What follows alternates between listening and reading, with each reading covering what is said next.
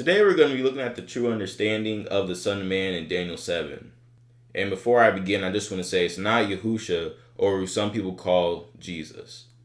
Okay? Many of our people are actually teaching lessons straight from Christianity. But the only difference is that they're changing the names to Hebrew. And this is another example of this. You know, in Daniel 7, people say that the Son of Man is Yahusha, just like they've been taught in Christianity. But let's see who the Son of Man is actually referring to in Daniel 7 according to the Bible. Let's go to Daniel 7 verse 9. Alright, it says, I beheld till the thrones were cast down, and the Ancient of Days did sit, whose garment was white as snow, and the hair of his head like the pure wool. His throne was like the fiery flame, and his wheels as burning fire. Now who is this talking about? This is talking about the Most High. That's who the Ancient of Days is. Verse 10, a fiery stream issued and came forth from before him. Thousands ministered unto him, and 10,000 times 10,000 stood before him. The judgment was set, and the books were opened. I beheld them because of the voice of the great words which the horn spake. I beheld even till the beast was slain, and his body destroyed and given to the burning flame. As concerning the rest of the beasts, they had their dominion taken away, yet their lives were prolonged for a season and a time. Now, remember, this is a vision that Daniel is seeing, okay? So, these beasts that he's seeing, they actually represent something else. We're going to find out what that is.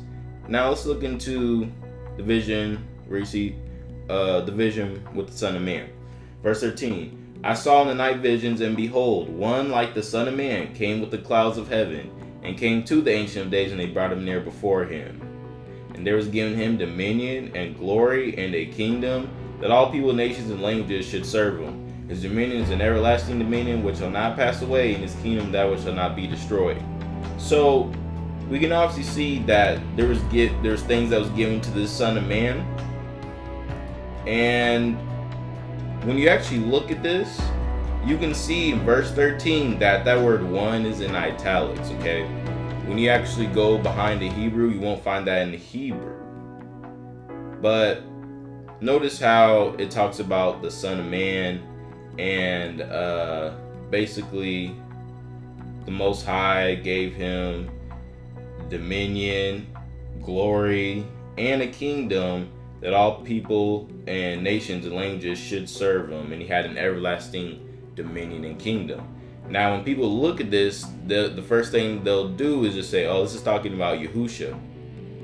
But what you have to understand is you have to keep reading to get the interpretation. Because a lot of, prophecy and all that, especially in Daniel, sometimes it'll give the interpretation. And in this instance, it does this. So let's see what the interpretation of this is. Let's keep reading.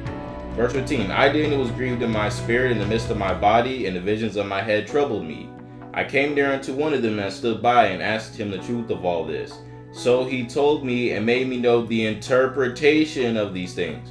So basically, you can see that it's going to give you the interpretation of these things, of the vision. So what's the interpretation? Let's keep reading. Verse 17, these great beasts, which are four kings, which shall rise out of the earth. So that's what it's referring to when it's talking about the beasts.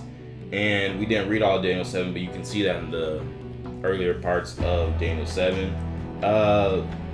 Now, but the saints of the Most High shall take the kingdom and possess the kingdom forever, even forever and ever.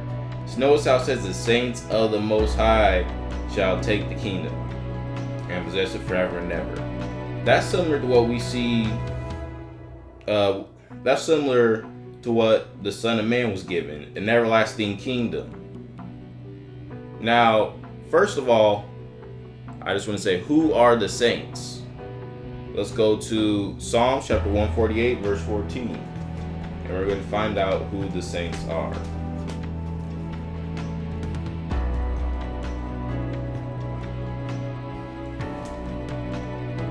It says, He also exalteth the horn of his people and the praise of all his saints, even of the children of Israel, a people near unto him.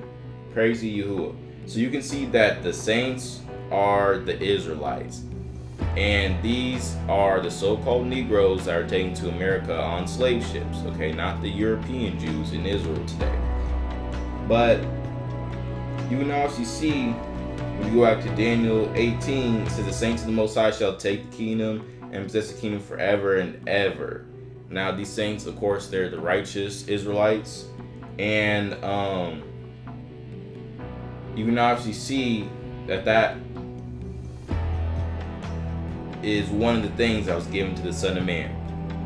So what we're going to look at is we're going to go through the 4 different categories of the things that was given to the Son of Man, which includes the dominion, the glory, and an everlasting kingdom, and all nations and people serving him. So that's basically what was given to the Son of Man. And let's see who this is talking about. So first, we're going to look at the dominion that was given to the Son of Man. Let's see who the dominion was given to. Okay, let's go to verse 27 in Daniel 7. It says, "And the kingdom and dominion and the greatness of the kingdom under the whole heaven shall be given to the people of the saints of the Most High, whose kingdom is an everlasting kingdom." So now you can see that basically it says that the saints of the Most High are going to be the ones to who the dominion is going to be given to. The Most High is going to give the saints the dominion. Okay? So as you can see in Daniel chapter 7, it explains who the Son of Man is in Daniel 7:13, and it basically shows you that the saints of the Most High are the ones who the dominion is going to be given to. So now let's move on to the next thing that was given to the Son of Man. It says, "And glory," okay? So the glory was given to the Son of Man. Now let's see in the future prophecy that the glory was actually given to Israel. Let's go to Isaiah 60 verse 1. Isaiah 60 verse 1 says, "Arise, shine, for thy light is come, and the glory of Yahuwah is risen upon thee." So the glory of Yahuwah will be put on the children of Israel. Okay, that's who these talking about. Now let's look at verse 9. It's going to say the same thing. "Surely the isles shall wait for me, and the ships of Tarshish first, to bring thy sons from far, their silver and their gold with them, unto the name of Yahuwah thy Elohim, and to the Holy One of Israel, because he hath glorified thee." So basically you can see that the Most High will be the one to glorify Israel. Okay, we're going to go to Isaiah 61, and let's look at verse 6. "But ye," now who's ye? This is talking about Israel, "shall be named the priests of Yahuwah. Men shall call you the ministers of our Elohim. Ye shall eat the riches of the Gentiles, and in their glory shall ye boast yourselves." So Israel will be having glory in the future. Let's go to Isaiah 62 verse 1. "For Zion's sake will I not hold my peace, and for Jerusalem's sake will I not rest, until the righteousness thereof go forth as brightness, and the salvation thereof as a lamp that burneth. And the Gentiles shall see thy righteousness, and all kings thy glory." There it is again. "And thou shalt be called by a new name, which the mouth of Yahuwah shall name. Thou shalt also be a crown of glory in the hand of Yahuwah, and a royal diadem in the hand of thy Elohim." So you can see that the glory will be given to Israel. There it is again. So that covers the glory. Now let's move on to the kingdom / dominion that is everlasting. Let's go. We can just stay in Daniel in this, and because it will explain itself. We're going to go to verse 18. "But the saints of the Most High shall take the kingdom and possess the kingdom forever, even forever and ever." So you can see that we already read that. The saints are going to be having an everlasting kingdom. Verse 22, "Until the Ancient of Days came and judgment was given to the saints of the Most High, and the time came that the saints possessed the kingdom." There it is again, the saints possess the kingdom. Let's get it one more time. Verse 27, "And the kingdom and dominion and the greatness of the kingdom under the whole heaven shall be given to the people of the saints of the Most High, whose kingdom is an everlasting kingdom." So you can see that the saints will have an everlasting kingdom. So that basically covers the everlasting kingdom that will be given to the saints of the Most High. Now, let's look at the part where it says that all people, nations, and languages should serve him. Okay? Now we're going to look at that's, the other nations will be serving the children of Israel. Let's go to a future prophecy again in Isaiah 60, and we're going to look at verse 10. Isaiah 60, verse 10. And the sons of the strangers shall build up thy walls, and their kings shall minister unto thee. For in my wrath I smote thee, but in my favor have I had mercy on thee. So if the sons of the strangers are going to be building up our walls, they are serving us. Okay. Let's go to verse 12. For the nation and kingdom that will not serve thee shall perish. Yeah, those nations shall be utterly wasted. So if there's a nation that won't serve us, then that means they'll be destroyed. So that means that there will be nations serving the children of Israel.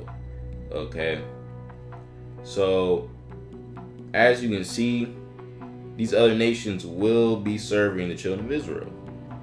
So now we're going to look at one more future prophecy that basically shows that the other nations are going to be serving Israel. We're going to go to Isaiah 61, and we're going to go to verse 5. Isaiah 61, verse 5. And strangers shall stand and feed your flocks, and the sons of the alien shall be your plowmen and your vine dressers.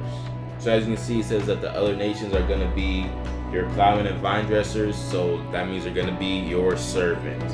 So as you can clearly see, the other nations will be serving the children of Israel. So now let's go back to Daniel chapter 7. Daniel chapter 7, and we're going to read verse 14. So it says, and there was given him dominion. That's going to be given to the saints, and glory. That's going to be given to the saints, and a kingdom that all people, nations, and languages should serve him. That also will be given to the saints. His dominion is an everlasting dominion. The saints will have an everlasting dominion, which shall not pass away, and his kingdom that which shall not be destroyed. All these points are referring to the saints of the Most High. And if you keep reading through Daniel 7, you'll be able to clearly see that, even without going through all those other scriptures that we went to. So this Son of Man is not referring to Yahusha. It's referring to the children of Israel. Basically, it's just like how the beasts aren't referring to like literal beasts, like, a bear and a lion and all that other stuff. It's not literal. It's referring, it's basically symbolic of something else. So the Son of Man is symbolic of the children of Israel.